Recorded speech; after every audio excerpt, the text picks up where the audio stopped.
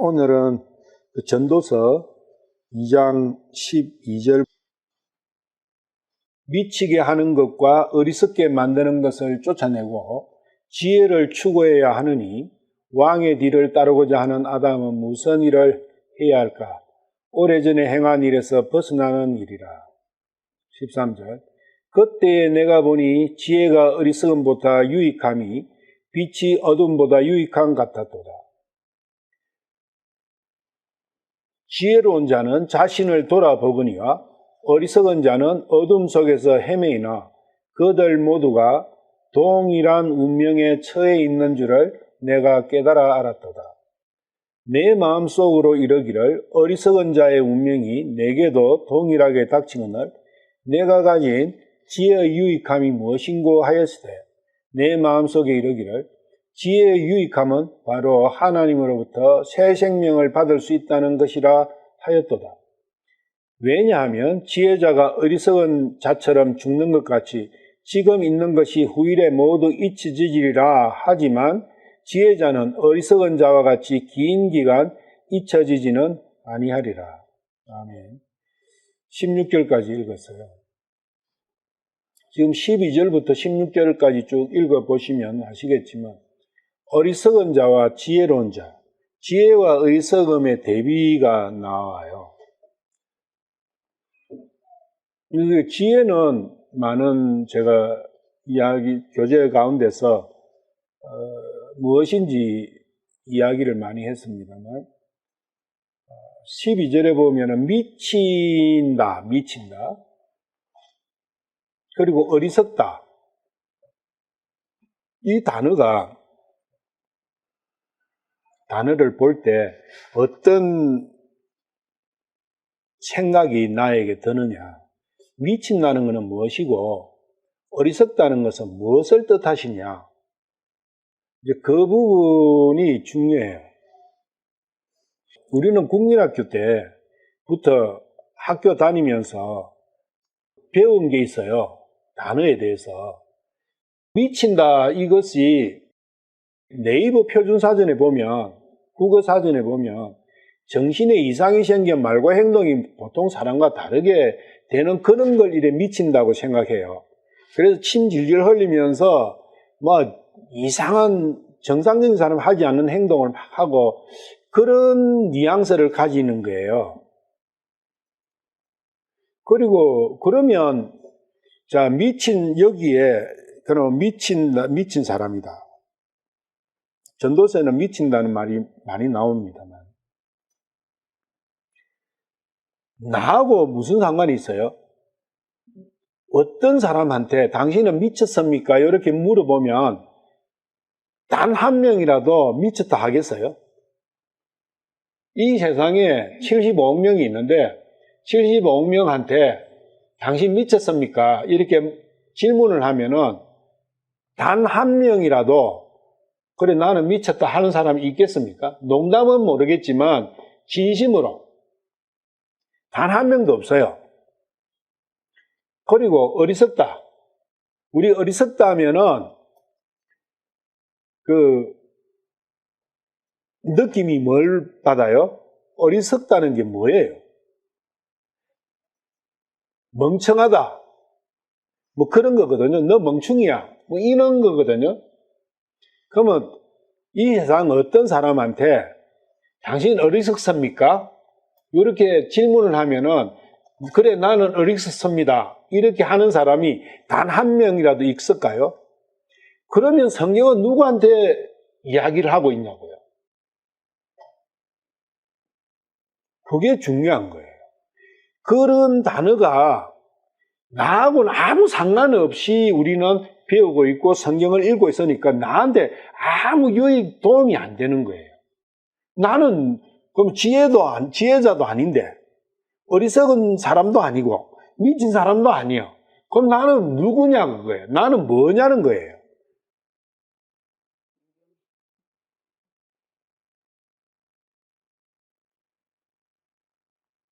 그래서 오늘 미친 것과 어리석음에 대해 가지고 미친 자가 누구고 성경에서 세상 사전은 생각하지 말자는 거예요. 성경 말씀 속에서 미쳤다는 것과 어리석다는 것이 무엇이냐?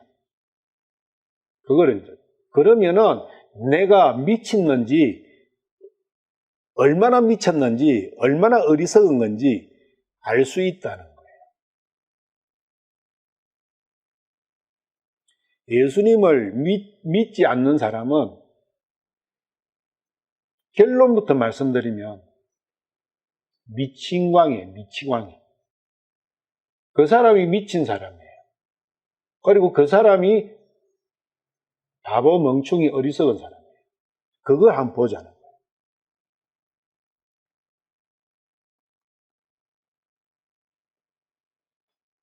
그래서 미친 것과 어리석은 것, 요거하고 지혜가 대비가 돼요. 그래서 내가 미치게 하는 것이라는 이런 쪽으로 단어를 적은 것은 이유가 있어요. 사람을 어리석은 사람으로 만드는 것과 사람을 미친 사람으로 만드는 존재가 있다는 거예요.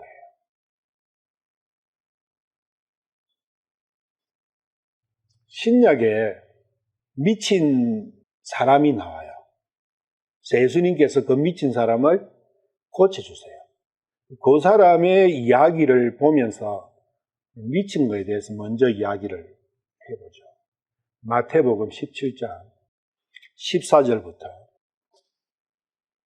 그들이 무리에게 오니 어떤 사람이 그분께 와서 그분께 무릎을 꿇으며 이르되 주여 내 아들에게 긍휼을 베푸소서. 그가 미친 정세로 심히 시달리고 자주 불 속에 떨어지며 종종 물 속에 잠기나이다. 여기에 불 속에 떨어진다 이렇게 되어 있으면은 정상적으로 깔리는 거예요. 내가 그를 주의 제자들에게 데려왔으나 그들이 그를 고치지 못하더이다 하매 이에 예수님께서 응답하여 이르시되 믿음이 없고 비뚤어진 세대여 내가 언제까지 너희와 함께 있으리요? 언제까지 너희를 용납하리요? 그를 이리로 내게 데려오라 하시고 예수님께서 마귀를 꾸짖으시니 그가 그에게서 떠나가고 아이가 바로 그 시각부터 나으니라. 18절 보시면 마귀를 쫓아내셨어요. 미친 정세가 원인이 뭡니까? 이 마귀가 미치게 한 거예요. 그래서 미치게 하는 것은 마귀라는 거예요. 미친 것이 아니라 미치게 하는 것이에요. 사람을 미친 사람으로 만드는 존재가 있다는 거예요. 그게 마귀라는 거예요. 그 마귀를 왜 그러냐면 마귀를 쫓아내시니까 나았지 않습니까? 미친 정체가. 그러면은 이 자는 미친 사람이 아니고 정상적인 사람이 된 거예요. 미친 자가 정상적인 사람이 되려면 마귀를 쫓아내야 돼요. 그렇다는 것은 마귀가 미치게 만드는 거다. 그래서 마귀 들리면은 미친 자가 되는 거예요. 미치면은 뭘 하느냐? 미치면은 네이버에서 봤듯이 헛소리하고 이상한 행동하고 침 질질 흘리면서 그게 아니라는 거예요. 마태복음 17장 15절 주여 내 아들에게 긍휼을 베푸소서. 그가 미친 정세로 심히 시달리고 미치니까 뭘 하느냐 자주 불 속에 떨어져요. 그리고 자주 이 종종이 아니에요. 같은 단어예요. 자주라는 게 하루에도 몇 번일지 셀 수 없을 만큼 많은 그러한 단어입니다. 이게. 자주 물 속에 잠깁니다. 불 속에 떨어지는 것과 물 속에 잠기는 그것이 반복적으로 계속 일어난다는 거예요.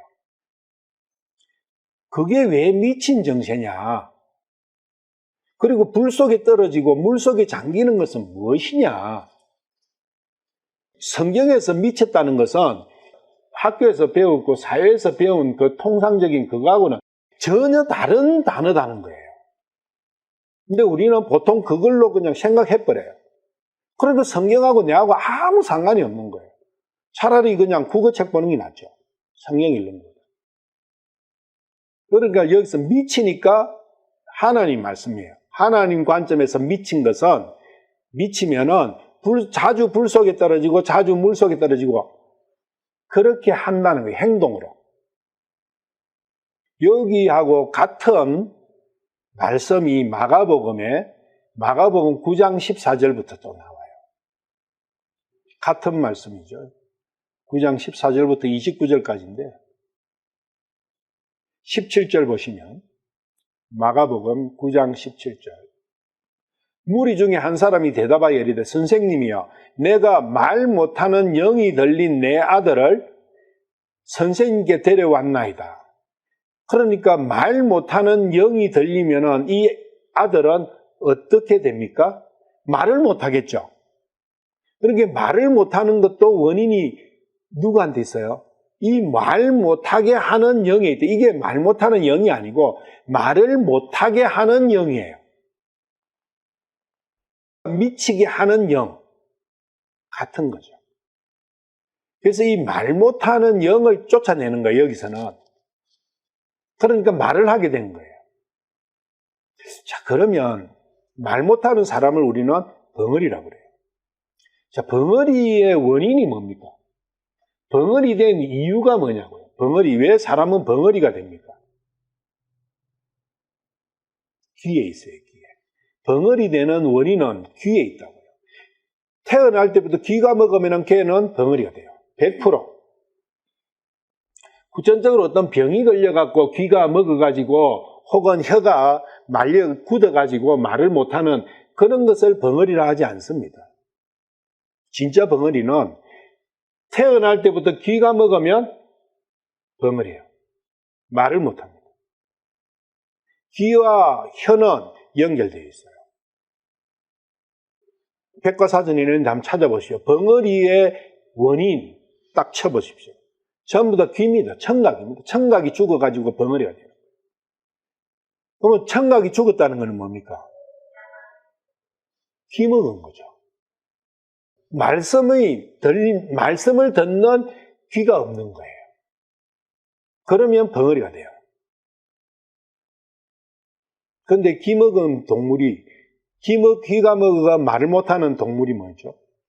그거예요. 그래서 큰 뱀이 나오는 거예요. 마귀의 특성이 뱀의 특성으로 나오는 겁니다. 여기도 22절에 보시면 그것이, 그러니까 말 못하는 17절에 말 못하는 영이 그를 죽이려고, 마가복음 9장 22절이에요. 21절부터 9장 21절. 그분께서 그의 아버지에게 물으시되 이것이 그에게 들어온 지 얼마나 오래 되었느냐 하시니 그가 이르되 어릴 때부터니이다. 22절 그것이 그를 죽이려고 물과 불에 그를 자주 던졌나이다. 그러나 선생님께서 어떤 일이라도 하실 수 있거든 우리를 불쌍히 여기사 우리를 도와주소서 하매 예수님께서 그에게 이르시되 네가 만일 믿을 수 있거든 믿는 자에게는 모든 것이 가능하니라 하시니 즉시 그 아이의 아버지가 부르짖고 눈물을 흘리며 이르되 주여 내가 믿나이다. 나의 믿지 아니함을 도와주소서 하더라. 여기 보시면 17절에 보면은 선생님이여 해요. 예수님 보고. 그런데 24절에 보면 주님이라고 그래요. 주님 믿습니다. 바뀌었죠. 믿음이 생긴 거예요, 이 사람은. 그 현장에서 믿음이 생긴 거예요. 바뀌었지 않습니까? 눈물을 흘리며 이르되 주여 내가 믿나이다. 나의 믿지 아니함을 도와주소서 하더라. 믿음이 없으면 믿음이 있게끔 도와주십시오. 이것도 기도인 거예요. 예수님께서는 거기서도 즉각 반응을 해주세요. 25절에 예수님께서 사람들이 함께 달려오는 것을 보시고 그 더러운 영을 꾸짖어 그에게 이르시되 너 말 못하고 기 먹은 영아 내가 네게 명하노니 그에게서 나오고 다시는 그에게 들어가지 말라 하시매 그 영이 소리를 지르며 그를 심하게 찢고 그에게서 나가니 그가 죽은 자 같이 되어 많은 사람이 말하기를 그가 죽었다 하나 예수님께서 그의 손을 잡아 그를 일으키신즉 그가 일어서니라. 지금 나왔죠. 요 영이 쫓겨나갔잖아요. 그럼 마태복음에서는 마귀라고 하시는 거예요. 마귀가 쫓겨나갔다. 여기서는 더러운 영이 쫓겨나갔다. 여기는 말 못하게 하는 영으로 표현되고, 거기는 미친 정체를 일으키는 존재. 마태복음과 마가복음 같은 상황을 두고 이렇게 해서 서로 보완적으로 볼 수 있도록 해놓으셨어요. 다시 마태복음으로 넘어와서 마태복음 17장 15절. 주여 내 아들에게 긍휼을 베푸소서 불쌍히 여기십시오. 우리의 기도는 참으로 이것만 있는 거예요. 불쌍히 여기십시오. 주님 저를 불쌍히 여기십시오. 그가 미친 정체로 심히 시달리고 자주 불 속에 떨어지며 종종 물 속에 잠기나이다. 그래서 사람을 미치게 만드는 존재에 대해서는 이제 알았죠.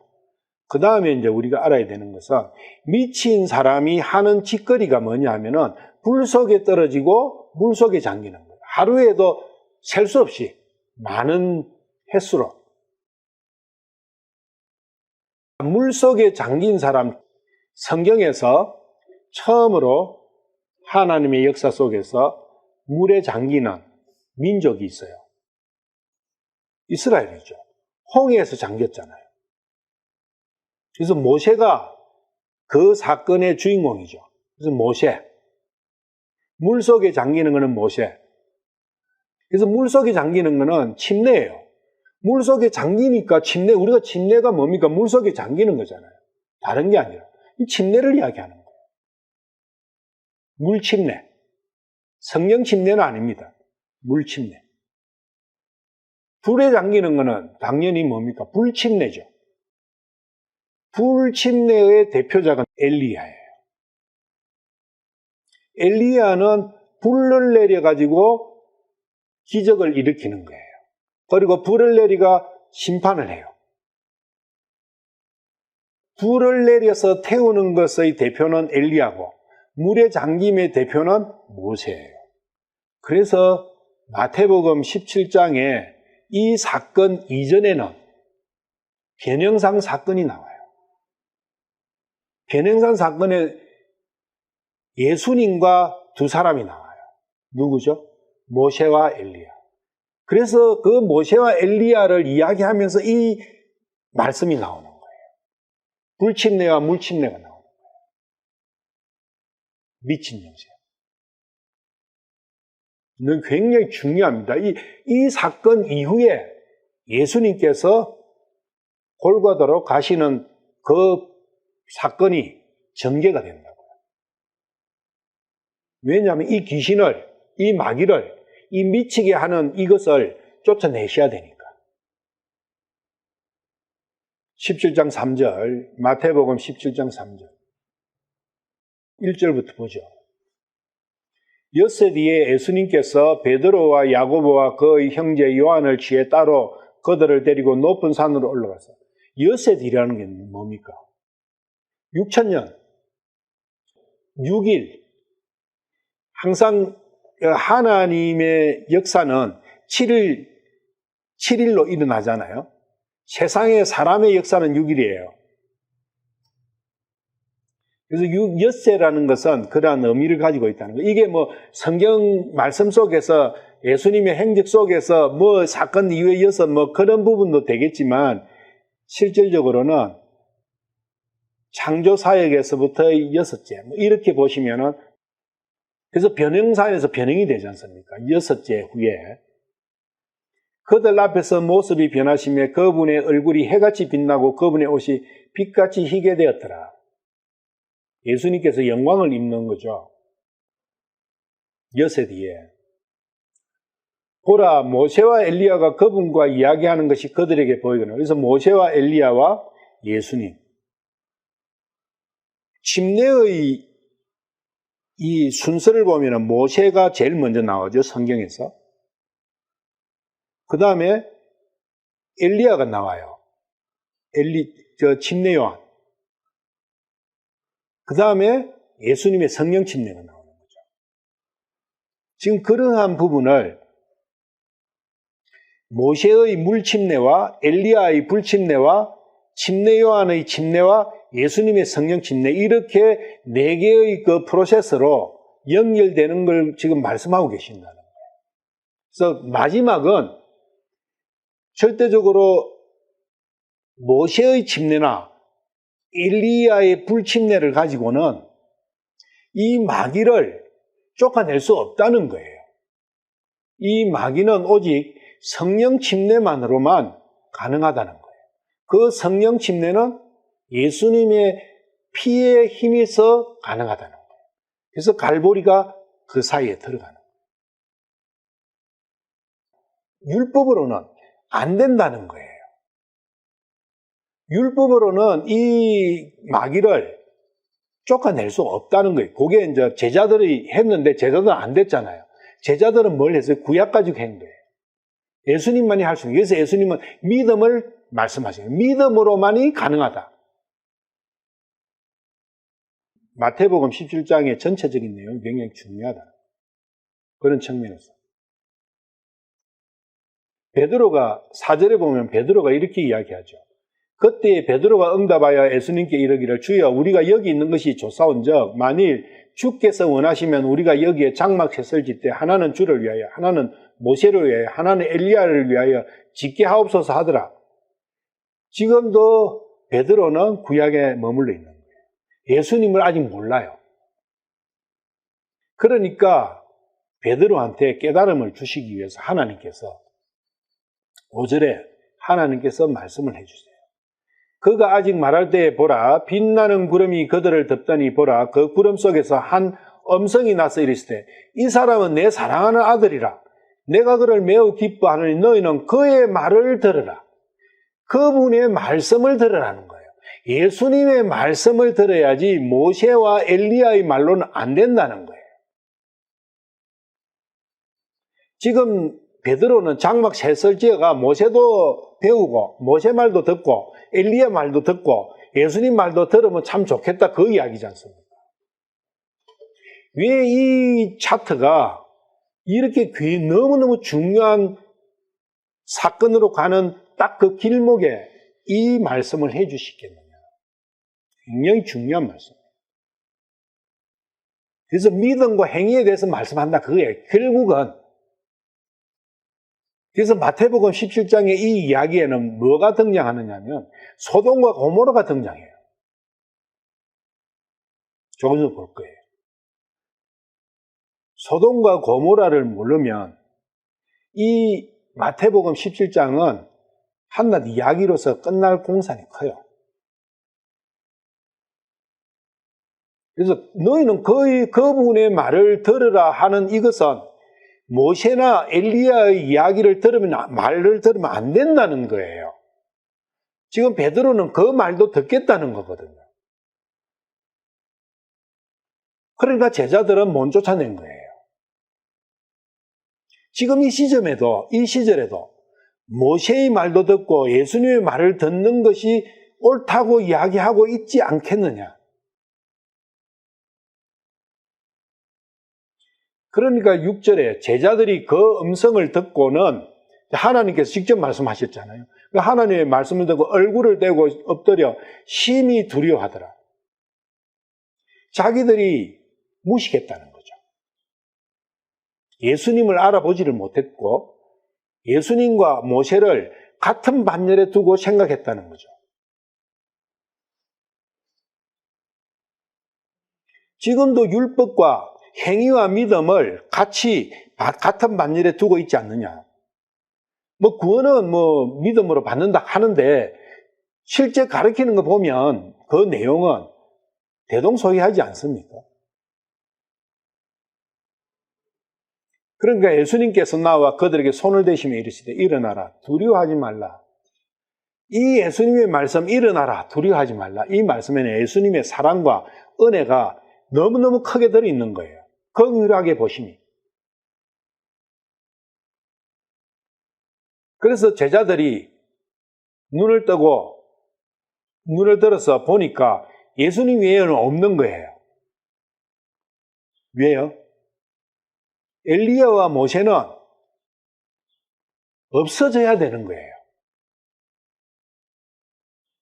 그게 바울 사도의 로마서 말씀이나 사도들이 계속 말씀하시는 오직 믿음으로만 된다. 그거지 않습니까? 모세와 엘리야는 없어졌어요.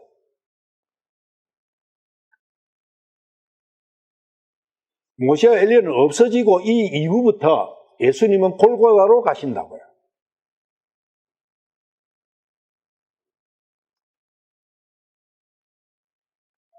구절에 그들이 산에서 내려올 때에 예수님께서 그들에게 맹하여 이르시되 사람의 아들이 죽음에서부터 다시 일어날 때까지 그 본 것을 아무에게도 말하지 말라 하시니 예수님 부활하실 때까지 아무에도 이야기하지 말라. 왜 그래요? 예수님께서 부활 성전하시고 성령님으로 오셔야만이 그때부터 신약이 시작이 되는 거예요. 그 전까지는 구약이에요. 그래서 모세와 엘리야의 이야기를 지금 예수님께서 부활 성천하시고 성령님으로 다시 재림하시는 그때까지는 이야기하면 안 되는 거예요. 그때는 율법이 유효한 거예요. 예수님께서 율법을 다 이루셨다 할 때까지는 모세와 엘리야가 필요 없다는 이야기를 하면 안 되는 거예요.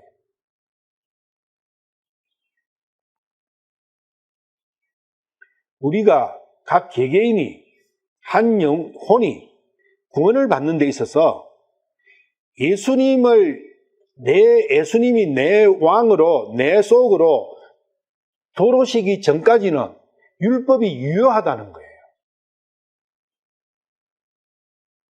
그게 갈라디아서에서 바울 사도께서 율법은 나를 예수님 앞으로 데려다 놓는 선생이라는 거예요. 거기서 끝나야 된다는 그 이야기입니다, 이게 지금.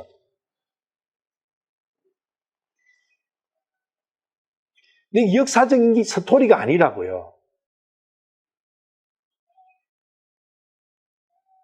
지금도 이 일은 계속 일어나고 있다고. 이 마태복음 17장의 이 말씀의 이야기는 지금 각각의 개개인에게 계속 일어나고 있다고요.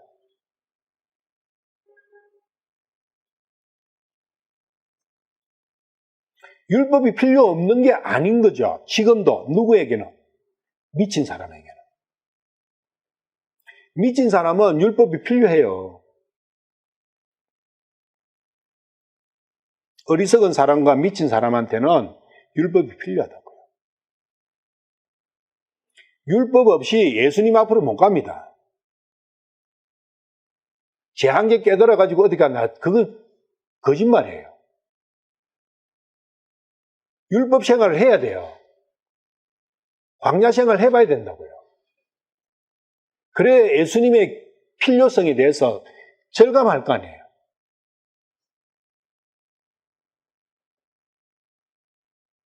세상에서 광야 생활 없이 가나안으로 못 들어가요. 근데 우리는 그걸 원하고 있어요. 그렇게 가르침을 받았기 때문에. 이 마태복음 17장이 무슨 말씀인지 모르니까 그런 현상이 생긴 거예요.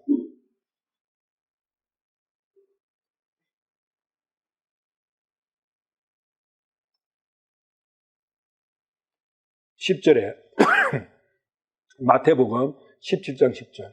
그분의 제자들이 그분께 여쭈어 이르되 그러면 어찌하여 서기관들은 반드시 엘리야가 먼저 와야 한다고 말하나이까 하며, 엘리야가 먼저 와야 돼요. 나한테.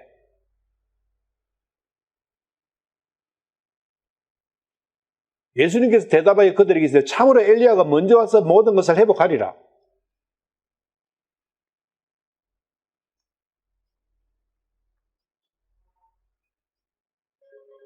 침례잖아요. 여기서 엘리야 말씀은 침례 요한을 말씀하시잖아요.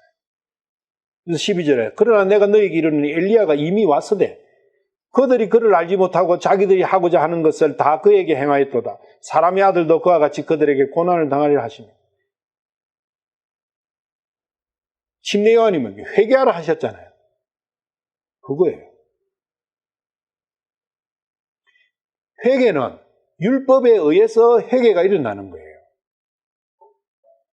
율법으로서 이 미치게 하는 마귀를 쫓아낼 수는 없어도 쫓아내야 되겠다는, 내가 미쳤다는 것을 알 수 있게 만들어준 것은 율법이라는 거예요. 그래서 이 일이 있고 난 이후에 미친 정세의 이야기가 나오는 거예요. 다시 15절로 가서 주여 내 아들에게 긍휼을 베푸소서. 그가 미친 정세로 심히 시달리고 자주 불 속에 떨어지며 종종 물 속에 잠기나이다. 우리가 성전에서, 성막에서 번제를 드릴 때 이 고기를 잘라가지고 불 위에 떨어뜨리잖아요. 그 단어예요, 이게. 불에도 넘어지며 물에도 넘어진다 하니까 이게 무슨 말씀인지 알 수가 없는 거예요. 그냥 미치니까 물 조금만 있어도 거기 가서 미끄러지고 미끄러우니까 불이 났는데도 막 불이 뜨거운지도 모르고 가서 그냥 장난치다가 넘어지고 그런 걸로 생각하는 거예요. 그럼 이게 무슨 의미가 있어요? 여기에 해당되는 사람이 인류사에서 아담부터 지금까지 단 한 명이라도 있겠어요? 단 한 명도 없어요. 그러면 말씀이 있을 필요가 뭐 있습니까? 그런데 불행하게도 이 말씀은 아담에서부터 지금까지 모든 인류가 미친놈이라는 거예요.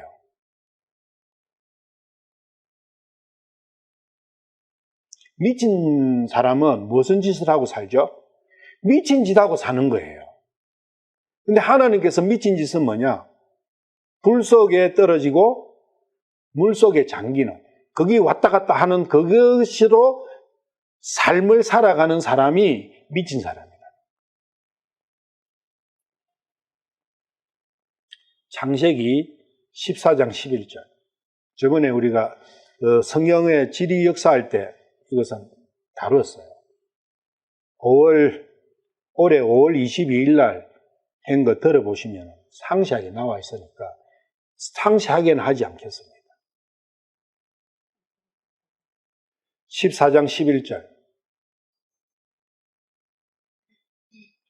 그들이 소돔과 고모라의 모든 소유물과 그들의 모든 양식을 빼앗아 자기 길로 가고. 여기 소돔과 고모라가 나오죠. 소돔이 뭐죠? 소돔의 뜻이 우리가 알고 있는 것은 소돔이라 하면 동성애를 이야기하잖아요. 진짜 그래요? 진짜 동성애일까요? 그거 아니에요. 소돔의 뜻을 성경 사전에 한번 찾아보십시오. 버닝이라고 되어 있어요. 버닝. 소돔은 버닝이에요. 버닝은 번제예요. 번제 제물이라고. 번제 제물로 자신의 육신을 쓰는 거예요. 그게 소돔이에요. 번제 제물로 자신의 육신을 쓰는 거라고. 번제 제물로는 뭘 써야 돼요? 하나님께서 주신 번제 제물은 그리스도라는 거예요. 예수님이라고요. 예수님의 살을 태워야 돼요.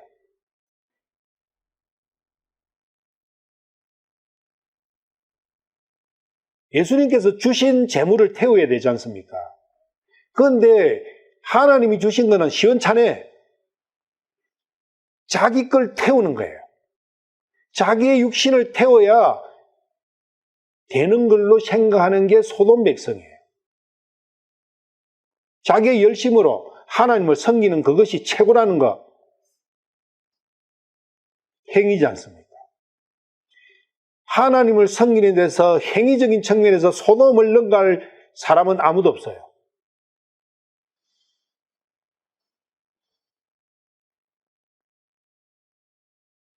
번제제물로 자신의 육신을 드리는 자가 소돔이에요. 번제제물은 뭐죠? 자기의 구원을 위해서 자기 노력을 하는 사람, 자기의 노력으로, 육신의 노력으로, 자기의 소유로, 자기가 가진 것으로, 자신의 정성으로, 자신의 재물로 의로움을 쟁취하고자 하고 하는 그 사람이 소돔이에요.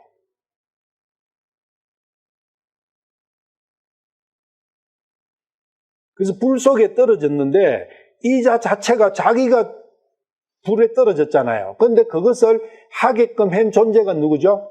마귀였다는 거예요. 우리가 보기에는 이 자가 스스로 불에 떨어지는 것 같아. 스스로 물에 잠긴 것 같아. 그렇게 하는 존재가 뒤에서 역사하는 존재가 있었다는 거예요. 그게 말 못하게 하는 영, 더러운 영, 기머거리 영, 그게 마귀라는 거예요. 그 마귀가 시키는 게 뭐냐? 핵심적으로 자기의 행위로서 어려움을 쟁취하고자 하는 그것을 이야기한다는 거예요. 그걸 마귀가 시키는 거라는 거예요. 우리는 그것이 무슨 큰 죄냐? 하나님을 섬기고자 하는데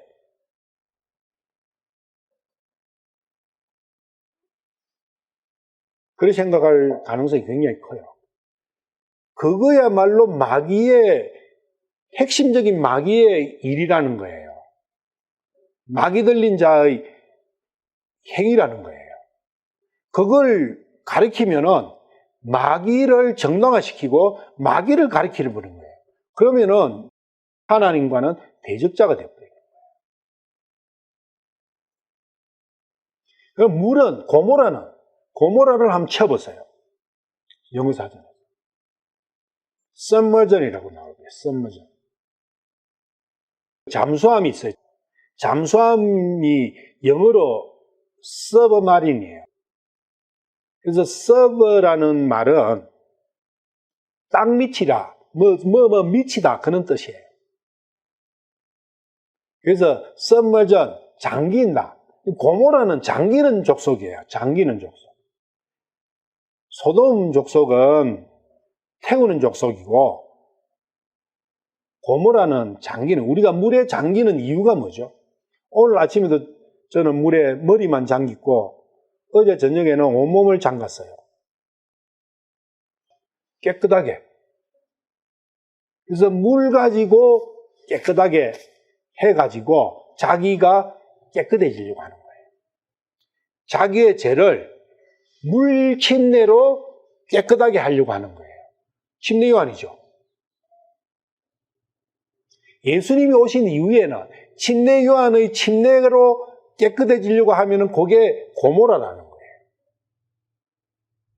그런데 캐톨릭이나 장로교 있는 데서 세례받으면 성도가 됐다 그러지 않습니까? 그게 고모라예요. 소돔과 고모라가 멀리 있지 않습니다. 율법을 가지고 어렵게 되려고 하는 자가 소돔과 고모라라고요. 율법의 번제를 드리라 했지 않습니까? 그리고 침례를 받아라 했지 않습니까? 문제는 어떻게 드리느냐의 문제예요. 어디서 무엇을 가지고 언제 드려야 되느냐. 하나님께 드린다는 것은 동일해요. 그런데 그 세 가지 중에 한 개라도 어그러지면은 소돔과 고모라가 되어버려요. 가장 중요한 게 제물이잖아요. 번제에서. 그래서 번제에서 제물은 어린 양만의 번제가 돼야 돼요. 번제 제물이 돼야 돼요. 그런데 가인은 자기 걸로 드렸죠. 그래서 가인이나 소돔이나 같은 거예요. 가인의 후예들이에요. 그래서 예수님 오셨을 때 당시에 예수님을 시험했던 바리새인들이 가인의 후예들이죠. 그 자들이 소돔이에요. 지금도 무지 많죠. 소돔 천지예요. 4,000년 전에 소돔 그게 아니라고요. 내 육신을 들이면은 열매가 안 열려요. 동성애는 열매 없는 사랑이지 않습니까? 열매 있는 사랑은 주 예수 그리스도를 드려야 돼요. 예수님의 살을 드려야 된다고. 그래서 여기가 예수님의 살과 피예요. 소돔은 예수님의 살을 안 드린 거고 고모라는 예수님의 피를 멸시한 거예요. 그래서 예수님의 살과 예수님의 피를 부정하게 하는 것이 마귀, 미치게 만드는 그 마귀의 일이고, 그 미치게 되면, 마귀가 들려서 미치게 되면 그걸 부정한다는 거예요. 예수님의 살과 피를 부정하게 된다. 그래서 이 미친 정체로부터 벗어나려면 불쌍히 여기지 해야 된다는 거예요. 불 속에 떨어지고 물 속에 잠기는 것이 부정되는 게 아니에요. 그것이 역할은 예수님 앞에까지 오는 것이 역할이라는 거예요. 오니까 어떻게 됩니까? 예수님께서 쫓아내 주시잖아요. 불과 물은 율법에 있어요. 그 율법을 해야 된다는 거예요. 하는데 그것으로는 완성이 안 된다는 거예요. 완성은 예수님 앞에서 완성이 돼요. 율법은 예수님 앞으로 우리를 데려오는 선생이다. 16절 내가 그를 주의 제자들에게 데려왔으나 그들이 그를 고치지 못하더이다 하며 제자들은 아직도 율법에 있는 거죠. 이게 안 되는 거죠. 모세와 엘리야로는 안 되는 거예요.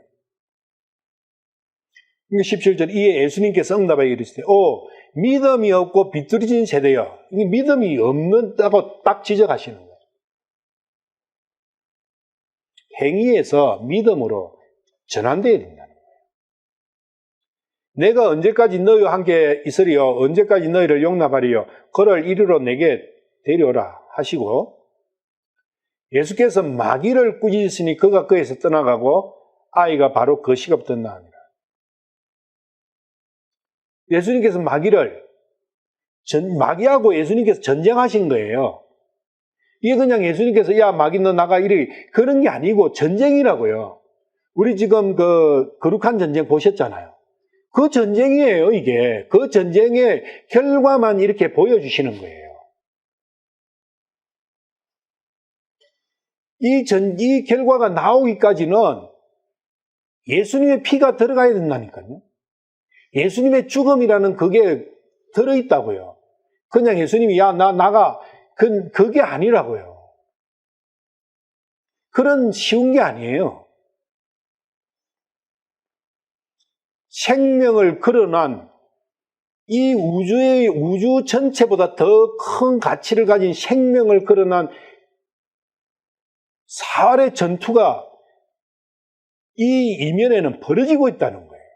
나를 위해서 하나님께서. 그 전쟁의 결과가 마귀가 떠나가고 하니까 도망가는 거예요. 도망은 뭡니까? 전쟁에서 패하면 도망가죠. 도망간 거예요. 패해서. 그런데 절대로 그 이전에는 구약 가지고는 도망 안 간다 그거예요. 쫓아낼 수 없다 그거예요. 이길 수 없다는 거예요. 그래서 우리가 찬송에도 그거 있지 않습니까? 내 힘만 의지할 때는 절대적으로 패하지 않습니다. 예수님께서만 승리하실 수 있는 거예요. 우리가 전쟁과 승리에 대한 찬송 너무 많죠? 그 찬송이 여기서 일어나는 거예요. 그 전쟁에서 승리의 핵심은 십자가라는 거예요. 칼보리 십자가예요. 19절. 그때 제자들이 따로 예수님께 나와 이르되 어찌하여 우리는 그를 내쫓지 못하였나이까? 왜 우리는 승리를 못했습니까? 그렇게 여쭙는 거죠. 그러니까 예수님께서 답을 주셨죠. 20절에. 예수님께서 그들에게 이르시되 너희가 믿지 아니하기 때문이다. 율법으로 하려고 하는 거예요. 율법의 제사로 하려고 하는 거예요. 그래서 믿음이 되지 행위로는 안 된다. 진실로 내가 너희에게 이르노니 너희에게 만일 겨자씨 하나일 만한 믿음이 있을진데 너희가 이 산에게 말하여 여기서 저 너머로 옮겨가라 하면 그것이 옮겨갈 것이요 또 너희에게 불가능한 것이 아무것도 없으리라.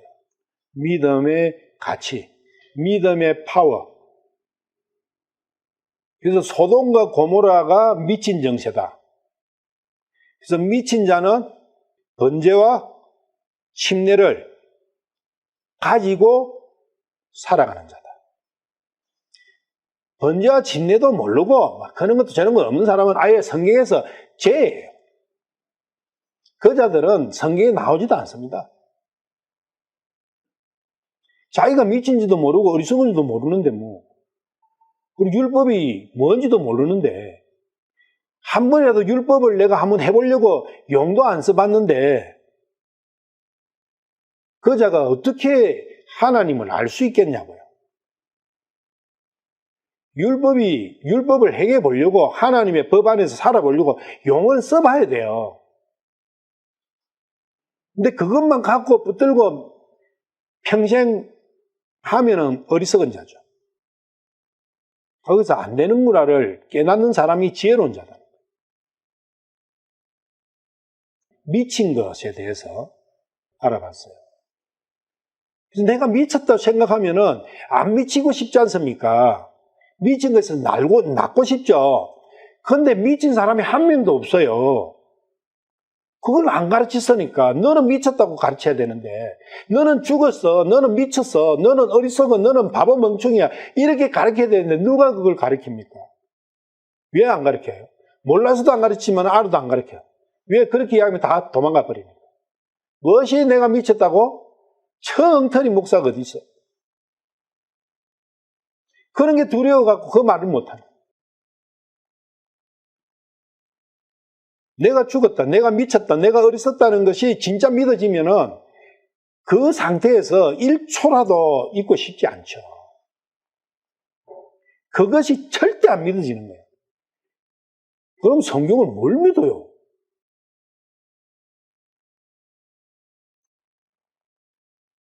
그 다음에 나오는 단어가 미친 거하고 어리석은 거 있죠, 어리석은 거. 그럼 어리석은 게 이제 또 뭔지 알아야 돼요.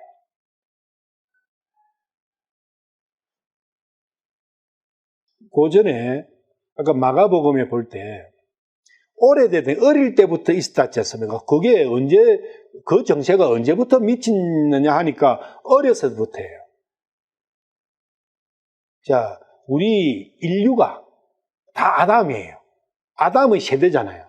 그럼 아담의 세대에서 제일 어릴 때가 언제예요? 세대로 보면 창세기 3장이죠. 그때가 막 만들어졌으니까 어려도 한참 어렸죠. 그때부터 미친 거예요. 그 말씀이에요. 어렸다 하니까 엄마 뱃속에서 나올 때 그런 개념이 아니라고요. 우리 인류가 어린 것은 아담이 잡으시면 아담이 어릴 때는 창세기 3장으로 가야죠. 그때가 제일 어렸지 않습니까? 아담의 세대로서 1장, 2장은 아담의 세대가 아니에요. 하나님의 형상을 갖고 있었을 때요. 그걸 이야기하는 게 아니라 타락 이후에 아담의 형상으로 바뀌고 난 이유를 이야기하는 거예요. 제일 어렸을 때가 3장이잖아요. 창세기 3장. 그때를 이야기해요. 그래서 이 말씀은 어디로 가야 되느냐? 창세기 3장 아담과 이브 선악과로 가야 돼요. 그 선악과의 독이 마귀라는 거예요. 마귀의 영이라는 거예요. 거기에 오염된 그 상태가 미친 상태라는 거예요. 근데 아멘 안 될걸요, 아마. 말은 들리지만 아멘 안 돼요.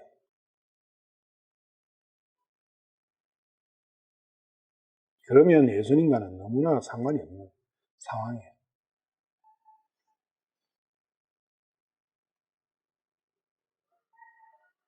하나님은 영이시다. 그거 다 알지 않습니까? 그런데 말씀은 전부 다 육으로 풀어버려요. 하나님, 영이신 하나님의 말씀도 영이지 않습니까? 영을 갖고 다 말씀하시는데 하나님은 영이시라는 건 아는데 말씀은 육으로 풀어버려요. 그러면 안 맞죠. 그리고 어리석다. 어리석다. H531인데, 5531번인데, 뜻이 여러 가지가 있어요.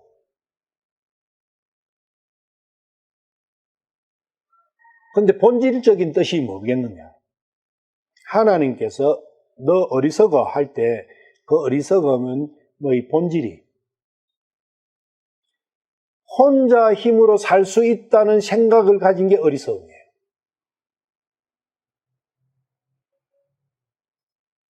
하나님께 의존하지 않고 자기 자신의 수단으로, 자기 자신의 힘으로 나는 살아갈 수 있다고 생각하는 그것이 어리석음이에요. 어리석음의 본질이에요.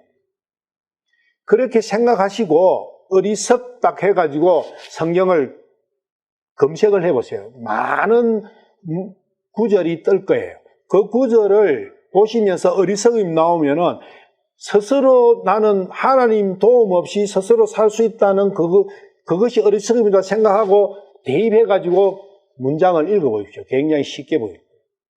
이해할 수 있어요. 그때부터. 아, 이게 나의 이야기구나.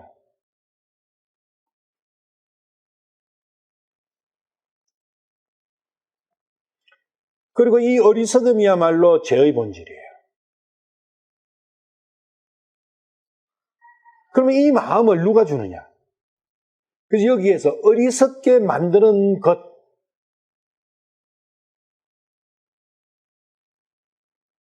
이게 그 영이 준다는 거예요.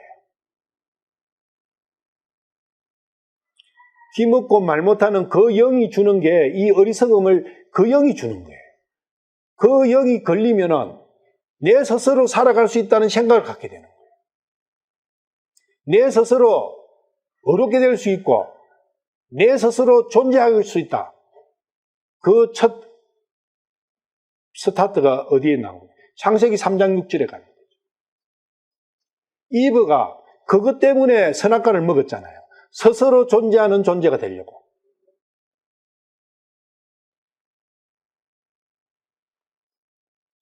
그 마음이 죄의 본질이라는 거 우리는 너무나 잘 알죠.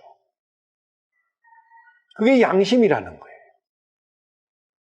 우리는 양심대로 살려고 하고 있지 않습니까? 양심은 자기의 마음에서 나오는 거예요.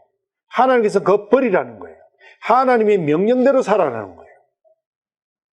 양심이 하나님의 명령이에요? 아니에요. 내 생각이에요. 양심을 버리라는 겁니다. 양심이야말로 죄의 본질이라는 거예요. 그게 어리석음이에요. 스스로 살 수 있다는 거예요. 하나님 없이. 대부분의 사람은 그것을 좋게 여기죠. 심각하게 생각해야 돼요. 이런 말씀은. 갈라디아 3장 1절. 그래서 갈라디아는 율법의 행위와 믿음을 대비를 해가지고 계속 말씀하셨지 않습니까? 그 중에서도 어리석음에 대해서 가장 잘 말씀을 해놓은 데가 갈라디아 3장이에요. 무엇이 어리석음인지 보자고요. 바울 사도께서 말씀하셨지만, 어리석도다 갈라디아 사람들아, 예수 그리스도께서 십자가에 못 박히신 것이 너희 가운데서 너희 눈앞에 분명하게 제시되었거늘 누가 너희를 깨어 너희가 진리에 순종하지 못하게 하더냐? 내가 너희에게서 다만 이것을 알고자 하노라. 너희가 율법의 행위로 성령을 받았느냐? 믿음에 관하여 들음으로 받았느냐? 너희가 그렇게 어리석냐? 너희가 성령 안에서 시작하였다가 이제는 육체로 완전해지고자 하느냐? 너희가 그토록 많은 것들로 헛되이 고난을 당하였느냐? 과연 그 일이 어떠냐? 그런즉 너희에게 성령을 제공해 주시고 너희 가운데서 기적들을 행하시는 그분께서 그것을 율법의 행위로 하시느냐? 믿음에 관하여 들음으로 하시느냐? 이것은 곧 아브라함이 하나님을 믿음에 그것을 그에게 어로 여기셨느니라 한과 같으니라. 그런즉 너희는 믿음에 속한 자들 곧 그들이 아브라함의 자손들인 줄 알지어다. 아브라함의 자손이 유대인이죠.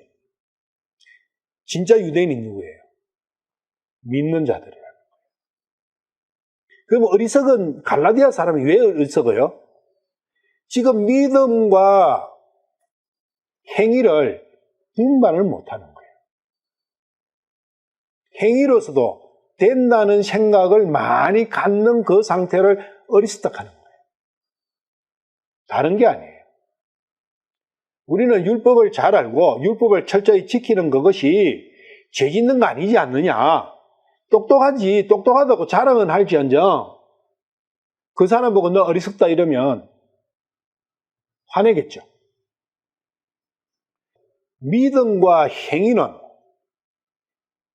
예수님 오신 성령님으로서 예수님께서 재림하신 그 이후에는 행위를 하는 그 자체가 하나님을 능멸하는 거라고. 대적하는 거예요. 얼마나 큰 그거죠. 그래서 어리석음이 뭔지, 미친 게 뭔지 정확하게 알아야 이게 그러면 우리가 생각하는 거하고 전혀 다른 거잖아요. 우리가 볼 때 신앙생활 너무 잘하고 너무나 고결한 삶을 사는 사람이 누구예요? 미친 자고 어리석은 자예요. 소돔과 고모라가 우리 생각하는 그렇게 아니라는 거. 그것 때문에 하나님께서 그 많은 소돔과 고모라의 말씀들을 해놨겠어요? 그러면 동성애자가 몇 프로 되겠어요? 지금 이 시절에도. 그 사람들 때문에 그걸 해놨겠어요? 심지어는 하나님 믿지 않는 사람들도 아예 제외시켜버리는데 성경에서는 그 사람들이 뭐라고 성경에서 그렇게 디테일하게 해놨겠어요? 그게 아니라는 거예요. 하나님을 믿는다는 사람에 대한 말씀이라 모든 게. 그래서 이 미친 것과 어리석음을 그래서 내가 이 단어가 쫓아내고인데 이 돌이키다는 거 있잖아요. 돌이키라는 단어. 내가 돌이켜. 이게 옛날 성경에 보면 내가 돌이켜. 이 돌이키라는 단어가 쫓아낸다는 단어예요. 돌이키다도 되고 뭐 되돌아서도 되는데 여기서는 쫓아낸다는 거예요.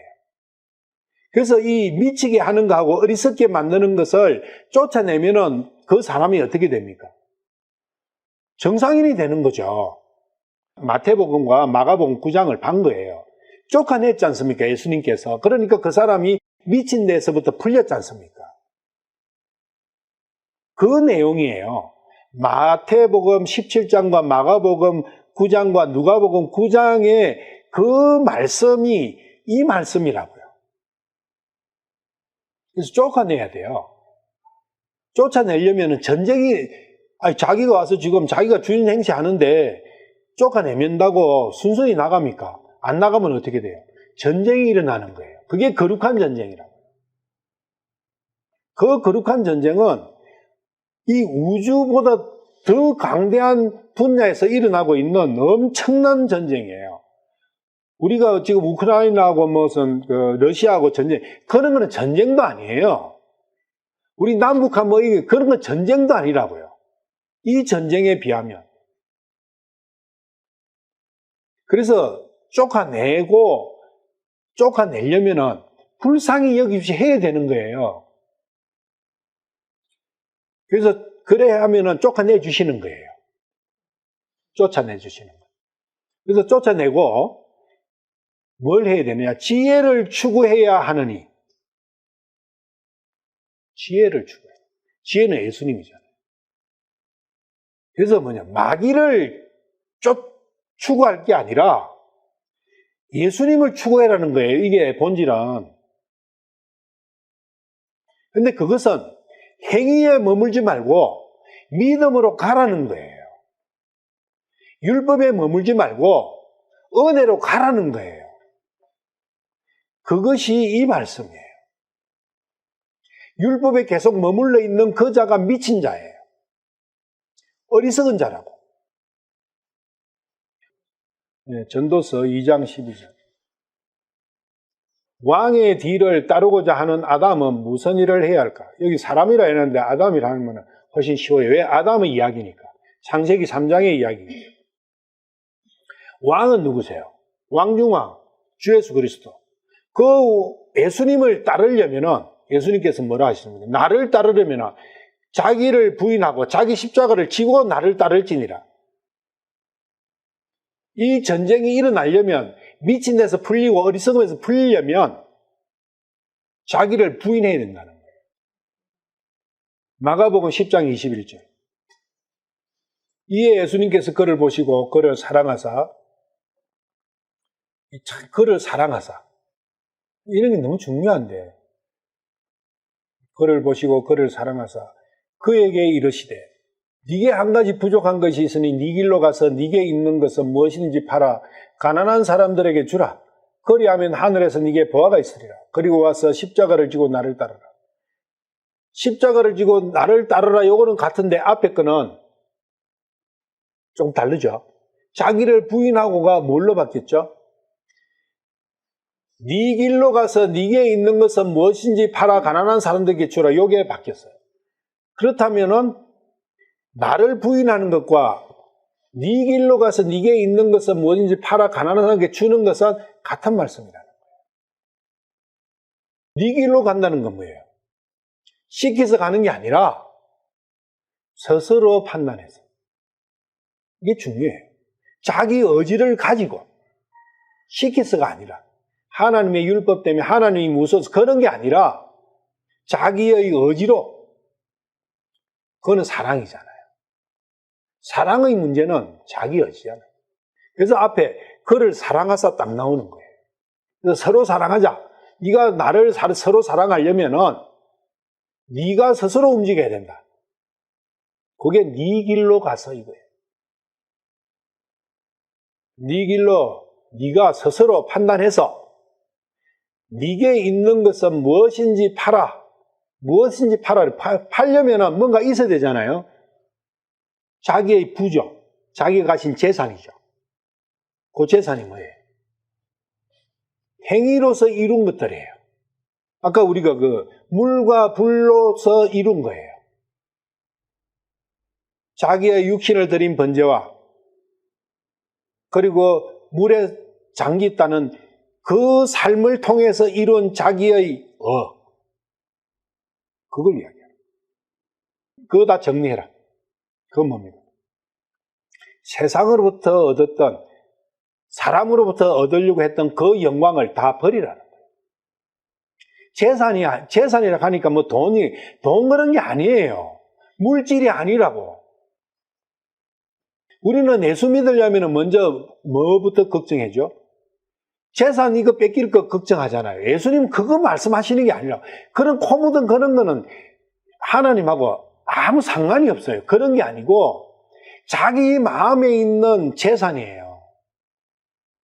소돔과 고모라를 버리라는 거예요. 그게 자기를 부인하는 거예요. 그래야 십자가를 질 수 있다는 거예요. 십자가를 지고 싶긴 했는데 왜 안 지지나?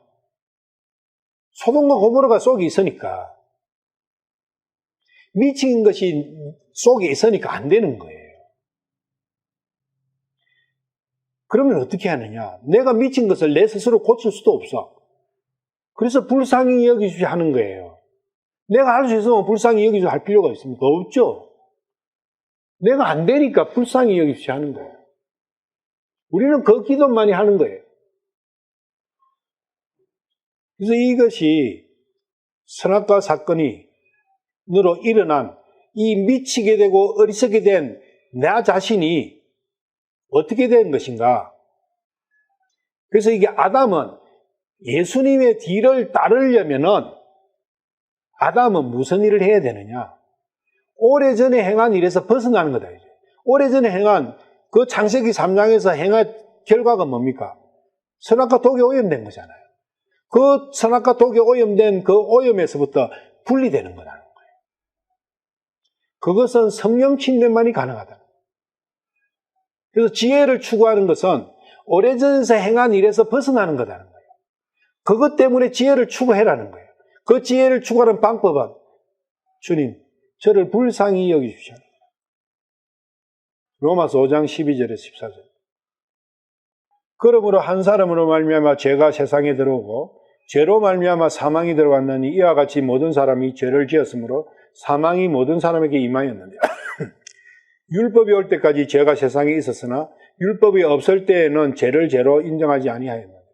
그럼에도 불구하고 아담으로부터 모세까지 아담의 범법과 같은 종류의 죄를 짓지 아니한 자들 위에도 사망이 군림하였는데 아담은 오시야 할 분의 모형이니라. 지금 로마서 5장 12절 14절 이 말씀이 지금 전도서 2장 12절 말씀과 같은 말씀이고 마태복음 17장이나 마가복음 9장의 그 말씀과도 일맥상통하는 말씀이죠. 그리고 성경 전체의 맥이에요. 핵심이라고.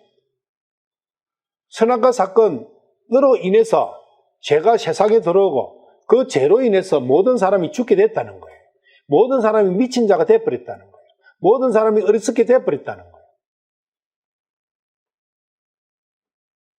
그래서 율법이라는 말씀이 나오는 거예요. 율법이 올 때까지 죄가 세상에 있으나 율법이 없을 때에는 죄를 죄로 인정하냐. 그래서 율법이 없으면 죄를 죄인인 줄 모르는 거예요. 그래서 율법의 목적은 내가 죄인이구나. 내가 미친놈이구나. 내가 어리석은 자구나. 나는 죽어 있구나. 그걸 깨닫게 하기 위해 율법을 주셨다는 거예요. 그러면은 율법을 통해서 내가 미친 자고, 어리석은 자고, 죽은 자고, 그걸 알게 되면 거기서 풀려나고 싶잖아요. 그러면 예수님을 찾게 된다는 거예요. 그 말씀이 간단해요. 그런데 첫 발이 안 띄지는 거예요. 내가 미친 자인지, 내가 죽어 있는 자인지, 내가 어리석은 자인지 모르니까. 성경에서 가르칠 때도 미친 것은 침질을 흘리는 그걸 미친다고 생각하고 가르치나니까 자기가 미친 줄도 몰라요. 13절 전도서 2장 13절. 그때 내가 보니 지혜가 어리석음보다 유익함이 빛이 어둠보다 유익함 같았도다. 여기 뛰어남을 유익함이라고 바뀌었어요. 예를 들면 여러분들 생각해 보십시오. 지혜가 어리석음보다 뛰어나다. 뛰어난 게 뭐죠? 뭐가 떠오릅니까? 뛰어나다 했을 때는 지혜하고 어리석음의 비교거든요. 그러면 뛰어난 게 뭐다는 거예요? 어떻다는 거예요? 결론이 없어요. 뛰어나다. 뭔가 있기는 있는 것 같은데 떠오르는 게 없어요. 그게 아니에요. 뛰어나다. 그것도 맞는 말일 수는 있지만 그보다는 어드밴테이지예요. 어드밴테이지. 주어지는 유익이 없다는 거예요. 어리석음은 나에게 아무 득될 게 없다는 거예요. 그 어리석음에 머물지 말라는 거예요. 왜 어리석음을 붙들고 있느냐 그 말씀이에요. 너한테 아무 득도 안 되는 거 그걸 왜 부둥켜 안고 있느냐. 지혜는 너에게 유익하다. 어떤 유익이에요? 생명을 주는 유익이라고요. 이보다 더 큰 유익이 어디 있냐고. 이 우주 안에서. 그 차이예요. 근데 어리석음이라는 단어를 잘못 생각하고 있으니까 바보 멍청이 우리가 생각하는 세상에서 바보면 그걸로 생각하니까 나하고 아무 상관없는 말씀이에요. 그게 아니라는 거예요. 스스로 힘으로 살고자 하는 그게 뭔가 스스로 신이 되는 거죠. 신만이 하나님만이 스스로 존재하실 수 있잖아요. 자기가 신이야. 그게 어리석은 마음이라는 거예요. 그렇게 생각해봤자 니한테 아무 유익이 없다는 거예요. 뭐가 유익이 있어요? 나는 미친놈이고 나는 죽었고 참으로 나는 어리석습니다. 주님 여기서 구해 주십시오. 불쌍히 주십시오 하는 그 자가 지혜로운 거예요. 왜? 그 자는 자기가 너무너무 불쌍하지만 빛으로 갈 수 있는 길이 열린다는 거예요. 그것을 구하는 그게 유익이라는 거예요. 돈이 나한테 유익하다는 것을 너무나 잘 알죠. 근데 이런 것의 유익은 깜깜한 거예요. 귀찮을 뿐이야. 지혜와 어리석음의 대비가 어느 정도냐면 빛과 어둠이에요. 그렇다는 것은 내 힘으로 살 수 있다. 내 힘으로 나는 율법을 지킬 수 있어. 내가 얼마나 의로운데 하는 그 사람은 100% 어둠에 있다는 거예요. 어둠 속에 있다는 거예요. 예수님께서는 그 사람을 눈감긴 자라고 합니다. 그게 요한복음 9장에 그 사람이라고. 날 때부터 소경된 자라고. 그렇다면 우리는 날 때부터 미친 자고, 날 때부터 어리석고, 날 때부터 송이고, 날 때부터 기머거리고, 날 때부터 벙어리요. 우리가 그렇다는 거예요. 성경에서는. 그래서 내 삶 온 전체가 슬픔과 비통과 비창과 고난에 점철되는 거예요. 하나님께 주신 게 아니라고. 내가 지혜롭고자 되고자 하는 그 과정에서 생긴 부산물이라고. 그런데 그것을 지금도 추구하고 있어요. 이브가 했던 그 짓을 지금도 똑같이 하고 있다고. 그래서 14절, 전도서 2장 14절. 지혜로운 자는 자신을 돌아보거니와 어리석은 자는 어둠 속에서 헤매이나 그들 모두가 동일한 운명에 처해 있는지를 내가 깨달았도다. 지혜로운 자는 자기를 돌아보는 거예요. 자기를 돌아보면 어떻게 보여요? 비참을 보는 거죠. 안 되는구나. 그런데 어리석은 자는 어둠 속에 있으니까 다 되는 줄로 생각하는 거예요. 자기가 하나님인 줄 생각하는 거예요. 근데 문제는 구약에서는 둘 다 동일한 운명에 처해 있다는 거예요. 헤어날 길이 없는 거예요. 그게 욥의 외침이지 않습니까? 나의 손을 잡아줄 분이 안 계시구나. 참 그분이 나의 손을 잡아주신다면 얼마나 좋을까? 욥의 고백이죠. 그 고백이 나와야 되는 거죠. 전도서를 보면서 그 욥의 고백과 일치되잖아요. 성경은 처음부터 끝까지 다 동일한 말씀이죠. 지혜로운 자는 자신을 돌아보거니와 어리석은 자는 어둠 속에 헤맨다.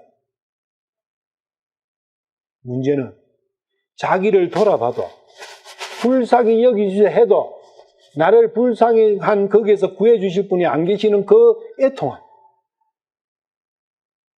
그렇지만 지금은 해결이 되어 있다는 거죠. 얼마나 행복하냐. 그래서 15절 결론이 나오는 거예요. 내 마음속으로 이르기를 어리석은 자의 운명이 내게도 동일하게 닥치거늘 내가 가진 지혜의 유익함이 무엇인고?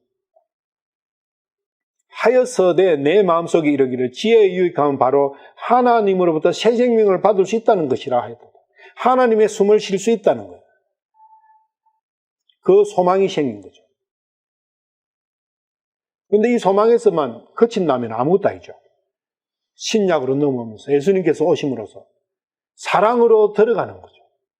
사랑으로 들어가면서 열매가 열리는 거예요. 사랑은 열매를 만드는 거예요. 사랑의 완성은 열매예요.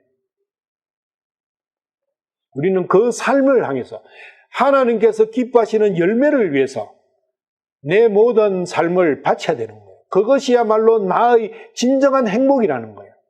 하나님께서 하나님 좋으시라고 너 열매 받자 하겠어요? 아니에요. 나의 진정한 행복을 위해서 오직 나의 행복에만 관심이 있으세요. 나의 기뻐하시는 것과 나의 얼굴에 환한 미소가 있는 것과 하나님의 소원은 그것밖에 없어요. 하나님의 즐거움이 아니라고요. 내가 그러한 즐거움에 쌓일 때 비로소 하나님은 웃으신다고요. 오늘은 마칠게요.